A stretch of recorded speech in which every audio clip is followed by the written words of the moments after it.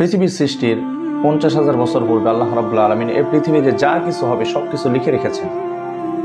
হযরত আব্দুল্লাহ বিন মাসউদ রাদিয়াল্লাহু তাআলা আনহু থেকে বর্ণিত, তিনি বলেন যে প্রত্যেকটি সেকেন্ডে, মুহূর্তে, প্রত্যেকটি দিন, প্রত্যেকটি সময় মৃত্যু আমাদের দিকে যেভাবে ধেয়ে আসতেছে, আর আমাদের সময়গুলো আমাদের থেকে চলে যাচ্ছে, পালিয়ে যাচ্ছে, আর মৃত্যু, কিয়ামত, এটা আমাদের নিকট প্রত্যেকটা দিন, প্রত্যেকটা সেকেন্ড, মুহূর্ত আমাদের দিকে ধেয়ে আসতেছে।